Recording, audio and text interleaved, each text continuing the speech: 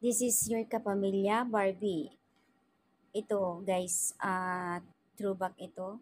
Napamahal ang Taiwanese actress-singer sa mga Filipino dahil sa pinagbibidahang series noon ng What Your Garden kung saan ay sobrang napakasikat at sinubaybayan ng karamihan. That was a first aired on ABS-CBN Channel 2023. So, two times bumisita si Barbie sa Pilipinas dahil sa kanyang mga fans na sobrang iniidolo siya.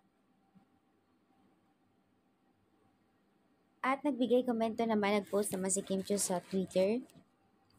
Dagdag pa ni Kimi, OMG, naalala ko after school, nagmamadali ako umuwi para mapanood lang ang Mature Garden. Pag di ako maabutan, makikinood ako sa karinderya sa labas ni school namin. OMG, I love you so much. Sunshine. May you rest in peace. Thank you sa makulay naming childhood. Mm.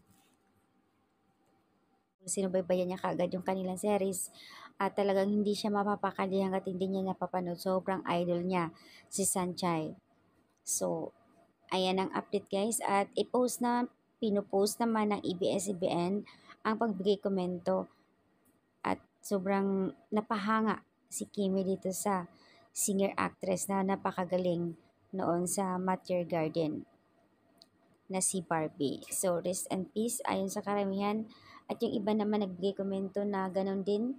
Same thoughts kay Kimi na pagkagaling sa school, inaabangan ka agad na kung minsan hindi na nakabili ng pinabili ng mami daw nila para lang mapapanood at inaabangan. Sikat na sikat talaga noon ang series ng Mature Garden.